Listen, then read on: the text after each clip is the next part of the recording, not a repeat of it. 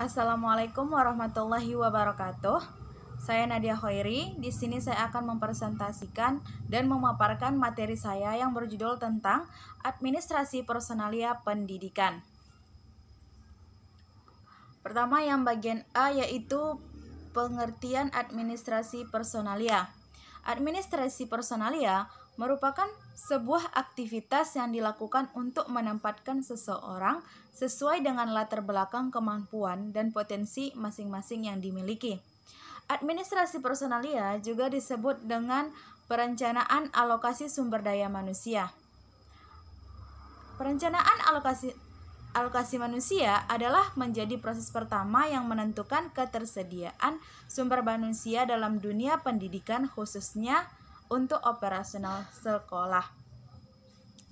Dalam administrasi personalia ada namanya yang disebut dengan personal lembaga pendidikan yang digolongkan menjadi 3 kategori. Yang pertama yaitu mereka yang menjadi pemimpin lembaga. Biasanya mereka diangkat dari tenaga kependidikan dari kalangan sendiri atau diangkat dari luar lembaga. Yang kedua, mereka yang diangkat untuk memenuhi kebutuhan tenaga edukatif dengan fasilitas, hak dan kewajiban tertentu. Yang ketiga, mereka yang diangkat sebagai tenaga pembantu, kelancaran belajar mengajar langsung pada lembaga atau luar lembaga.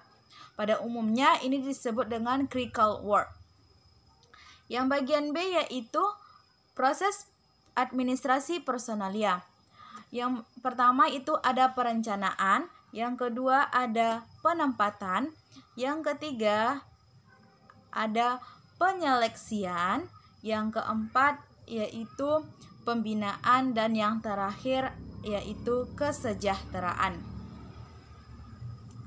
Berikutnya yaitu fungsi administrasi personalia sekolah dibagi menjadi 3 bagian. Yang pertama yaitu penilaian pekerjaan. Fungsi personalia adalah penilaian kinerja individu. Hal ini bukan hanya sebatas aktivitas evaluasi tingkat kinerja orang-orang yang sedang bekerja, tetapi juga menunjukkan bagaimana baiknya aktivitas sumber daya manusia dalam pengelolaan yang sedang berlangsung. Yang kedua yaitu kompensasi.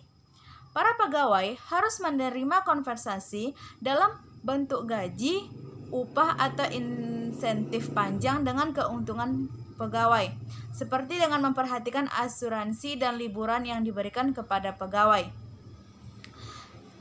dan juga memberikan beberapa imbalan serta jaminan keamanan sosial dan pembayaran lembur. Berikut macam-macam kompensasi dibagi lagi menjadi A, yaitu rekrutmen personal pendidikan. Rekrutmen personal pendidikan dibagi lagi menjadi 4 bagian. Yang pertama yaitu batasan-batasan pasar tenaga kerja. Yang kedua, keterampilan yang tersedia. Yang ketiga, kondisi perekonomian. Yang keempat yaitu menarik tidaknya suatu lembaga. Yang B, proses seleksi. Yang pertama yaitu merumuskan dengan teliti peranan-peranan. Yang kedua, menetapkan standar seleksi.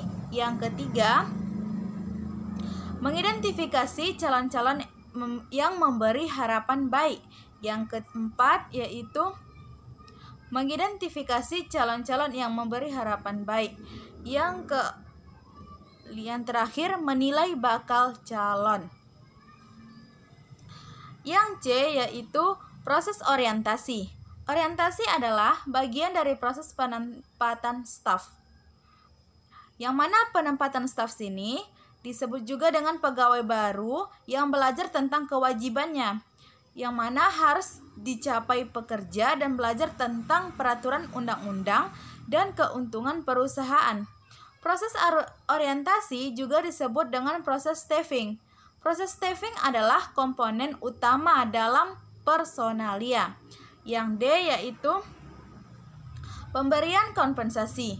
Pemberian kompensasi ini bisa berupa gaji, upah atau insentif serta keamanan sosial dan pembayaran lembur. Yang E yaitu penilaian kinerja pegawai. Penilaian Penilaian kinerja pegawai ini biasanya dilakukan dengan aktivitas evaluasi. Aktivitas evaluasi bukan hanya semata tentang bagaimana tingkat kinerja orang-orang, tetapi menunjukkan baiknya aktivitas sumber daya manusia yang sudah berlangsung. Yang F yaitu pelatihan dan pengembangan. Pelatihan adalah mengajarkan keterampilan yang berguna pada masa sekarang atau waktu dekat. Sedangkan pengembangan adalah mengajarkan keterampilan dengan fokus masa depan. Pelatihan maupun pengembangan merupakan kegiatan mengajarkan suatu berupa sikap, pengetahuan, dan keterampilan yang dibutuhkan.